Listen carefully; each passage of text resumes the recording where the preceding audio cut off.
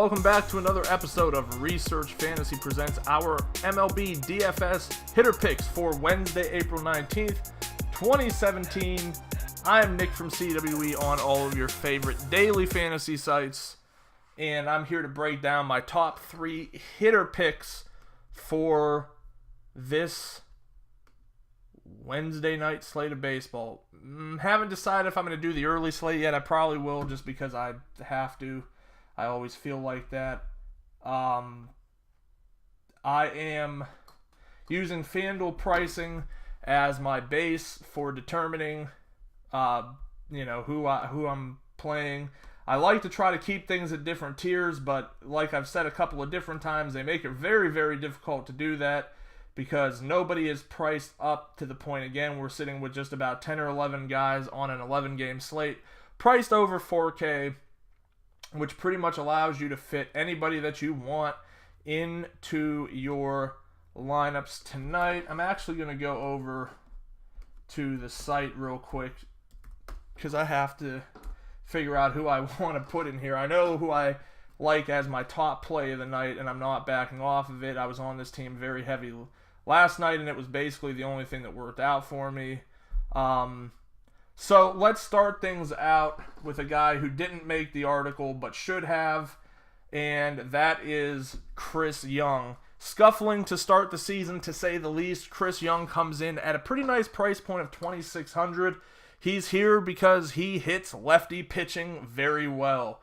Hasn't faced, I think this is only the second time he's faced a lefty this year. Francisco Liriano, not a bottom tier lefty either. I don't think, he's definitely not an upper tier lefty, but he's a guy who could spin a good game every now and then, as he did the last time he pitched. This Boston lineup, I much prefer against left-handed pitching as it is.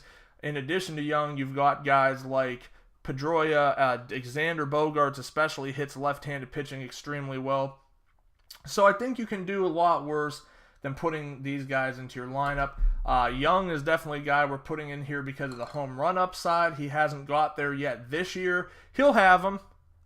This is a game that I could see him doing that in. Francisco Liriano isn't going to be a pitcher that we are going to shy away from going after tonight.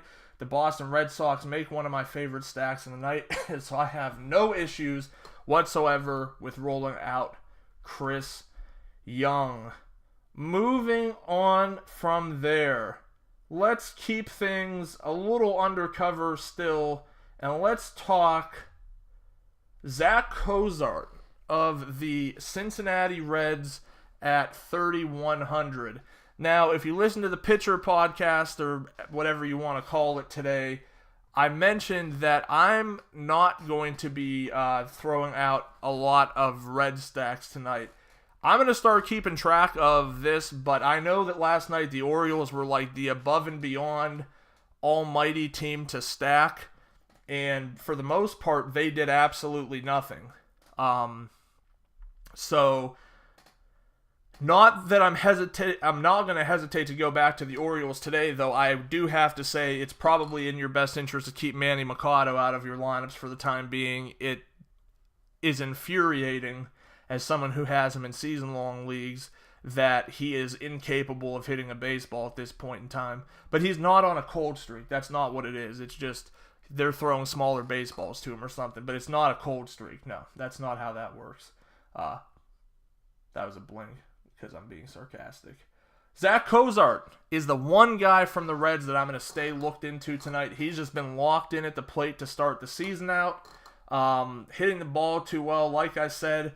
With all of everybody going on to the Reds, first of all, I think Cozart is going to be one of the last men standing or last man out of lineups because he hits lower down in the order. I think you're going to see far more Hamiltons, Perazzas, tons of Votto. You'll see a ton of Duvall.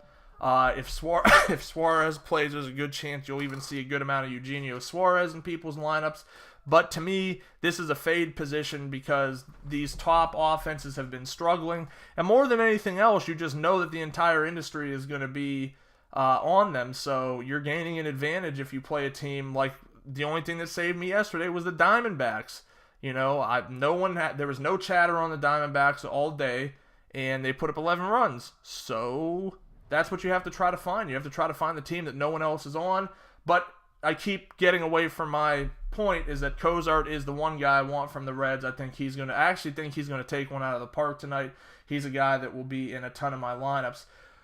Lastly, my favorite play of the game tonight is going to be from the aforementioned sorry, I clicked on ESPN and saw that Aaron Hernandez hanged himself, which I'd already known, but it's still shocking to see.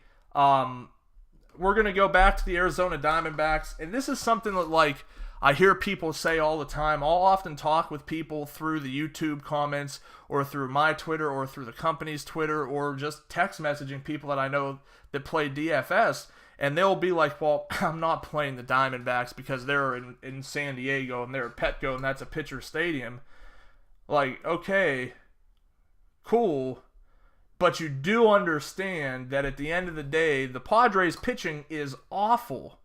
And it more or less offsets any like of that pitcher's park mentality that exists there. I think that's one of those things that's just way too it's just way too touted, and it's just a silly thought. And that's fine. I mean, like, I'll fully admit that my articles for basketball tend to go more towards the tournament line of things. In baseball, I think I play too conservative sometimes, so I think the format of my article is going to be switching strictly to tournament play, because I seem to be able to identify the tournament options and then stick myself trying to stay in the cash game mentality, playing the chalk plays of the day. These Diamondbacks, I'm sure even with 11 runs, people are still going to say, well, I mean, they're playing in Petco. I don't want to go all in. Plus, they went off last night. There's no way they can do it tonight. I'm not on that. Jake Lamb raking right now. Absolute monster at the plate. I think that of all of the Diamondbacks, he's a guy I want most.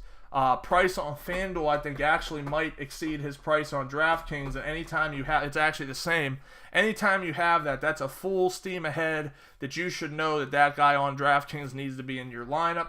The pricing differences don't happen too often. Usually you're paying way more for guys on DK than you are for FanDuel. Jules Chasin getting raked by lefties for the last few years. We all remember that game he had against the Dodgers opening night where he just gave up dong after dong after dong. Same thing could happen here. As a bonus, if he plays, I think Jeremy Hazelbaker is a guy that you need to have in your lineups tonight. This guy is good. He was good in St. Louis last year. Now he's playing on an offense that I like better. Maybe it's not better, but I think that he's got some good potential. Should be able to do some damage, and he's really cheap around the industry. So that wraps it up. Top 3 bats tonight. We're going to go with Chris Young. We are going to go with Zack Cozart, and we're going to wrap up with our top play, Jake Lamb. Thank you for joining. Make sure to subscribe to the YouTube channel below. Head over to researchfantasy.com. Sign up for our MLB mailing list. Like us on Facebook. Follow us on Twitter at Research and Win. And join us again tomorrow.